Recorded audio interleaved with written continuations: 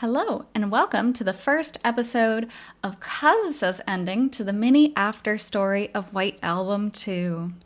The mini after story was sort of like a game, although it was more just like being able to read through a visual novel with no choices. And this depicts what happens after Kazusa's true ending. So, a really nice kind of wrap up to the story, which was included later after the story was fully published. And it was written by Fumiaki Maruto-san, who was the official writer for White Album 2, so this is 100% canon. Let's go ahead and read Kazusa's ending, Chapter 1. Yes, it's about time for them to come out of the gate. Now, you can't use a signboard or anything. The media might figure it out.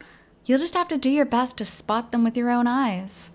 You can count on me. I have their faces committed firmly to memory. Of course, there's a chance they might not recognize your face, Mio-chan. Please don't say things like that, director. You'll make me feel lonely. Aw, their dynamic is so cute. And this is so common in anime with, like, famous rich people and their assistants. The rich people are so calm and collected, and the assistants are always trying to keep up. Well, anyway, since it's Christmas, there are likely to be crowds, so don't lose sight of them. You're right. There might be more people around than usual, but the gate for leaving the country is where it's really packed. Families, couples, groups of friends. Yes, I'm sorry. I shouldn't have brought up a topic that has nothing to do with you, since you're single, with no boyfriend or friends, and you're stuck working on Christmas. The way she puts it, she's definitely just teasing her. Whose fault do you think it is that I'm so isolated? 1,000% Tomoyoko's. I hoped you would be grateful to your employer for providing such a convenient excuse.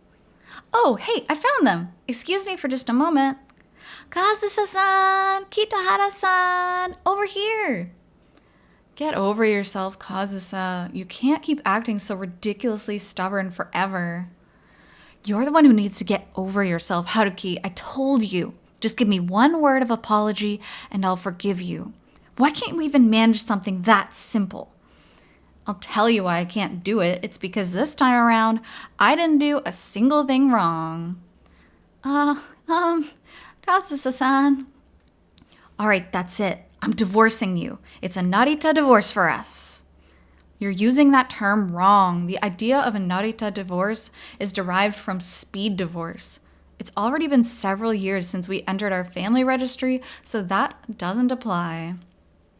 That's a cute Japanese term. So, Narita divorce comes from when couples would get married and they would leave from the airport and go on honeymoon. And during their honeymoon, they truly realize they can't stand each other. So by the time they get back to Narita Airport, like the international airport, they've decided that they want to get divorced. So that's what they call Narita divorce. It's very cute. Not cute, actually. It's pretty terrible. But in this case, it's kind of cute. Listen to yourself. That petty, nasty, quibbling habit of yours is exactly what I hate. Ah, what an honor. I didn't become this kind of person because I thought you would like it. Don't say another word. Don't talk to me. Don't speak. I never want to hear your voice again. Everything you just said means the same thing. We're back in Japan now, so use proper Japanese. Ah, shut up. Director, were you able to link up with them? Forget about me. Those two aren't even linked up with each other. On a mental level. Oh my. Well then, I'm going to sleep in this room. Don't you dare come in. The poor people, they just went on their trip. Why do they gotta be so fighting? Why are they fighting so much? Fine. Even if you realize you're lonely later and come weeping and apologizing to me, I'm not getting into your bed. I am absolutely serious, and like hell I would ever do something like that. Fine. Good night. Shut up! Finally, after throwing so many parting remarks at me that I lost count, Kazusa slammed the door shut and disappeared into the next room. I was so glad we decided to go with a suite. If there were only one room, there would have been an uproar that went far beyond awkward. What a beginning to the mini after story. Can you imagine playing Kazusa's true route? You know, you go through the closing chapter, you go through Coda, whatever. And then you start the mini after story and they're fighting so bad like this. This is so bad. Um, um, um, um. Sorry, Kudo-san. We chose the worst possible time to get into it like this. And it wouldn't have been an uproar that could be excused with a simple apology. This woman, who had kindly shown us to our room while remaining at a distance, that is to say, Miyoko Kudo-san, from the Japanese branch of Yoko Touma's office, was peering into me, clearly deeply uncomfortable. For now, you should let things be as they are and get some sleep. I'll be back to see you tomorrow morning. I am truly, truly sorry. Please give my apologies to Yoko-san as well. The director didn't seem like she was bothered about it at all, so it's all right. She was actually cracking up over the phone. So, there were a couple things to be gleaned from that remark just now. First, that Yoko-san was still as energetic as ever. To be making fun of your daughter and your son-in-law's relationship to that point, yeah, it's very energetic. And second, that Kudo-san was extremely worried about our fight. Well, good night. Yeah, good night. I don't think I really need to say this, but you're not going to let anything happen when you're in Japan, right? You'll make up right away, right? Kudo-san fixed me with a grim look until the very last moment, then shut the door and left. Well, I understood how she felt, and it was regrettable, but the fact was that when it came down to our latest incident, I just wasn't going to back down that easily. I may have been part of the company purely for Kazusa's sake, but even as a man, I couldn't be expected to deal with her outrageous selfishness forever. As a man. Haruki says things that are weirdly sexist sometimes, and it always catches me off guard. Like, as a man, not gonna back down. So silly. That said, now that I think about it, our entire trip to Japan had been nothing but trouble since the moment we left.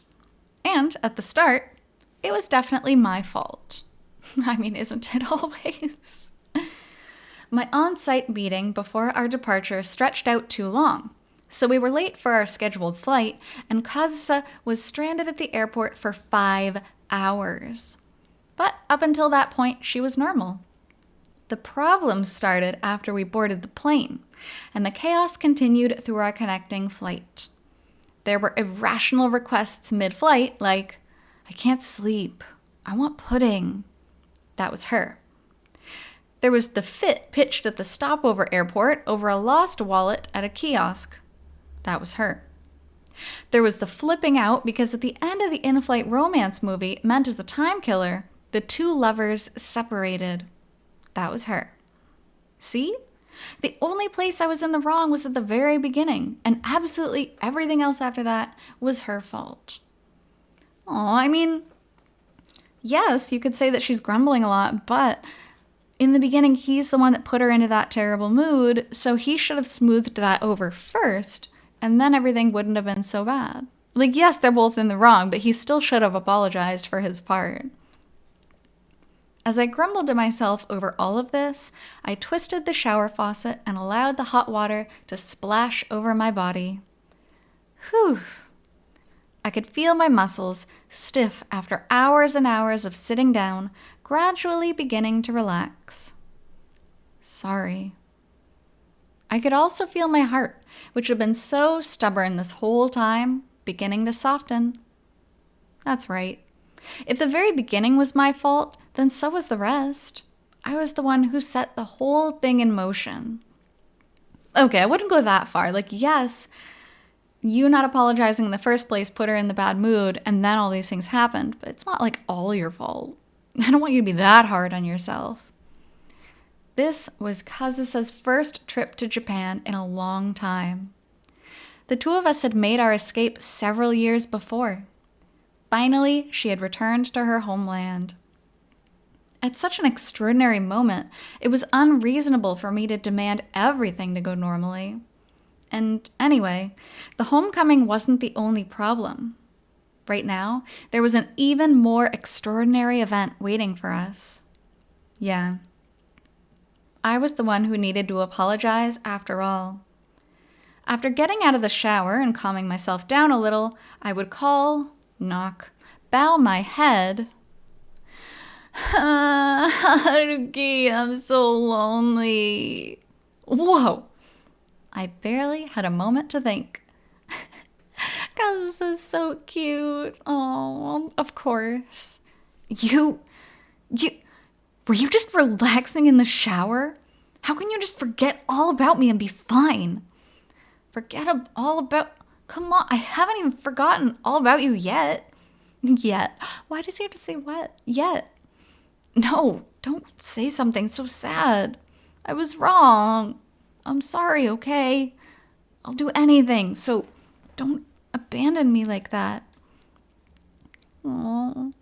Kazusa saying don't abandon me sometimes hits so hard. Even though this is kind of supposed to be a funny thing, that's really sad. Couldn't you have stayed angry for a full hour at least? Give me some time to reflect.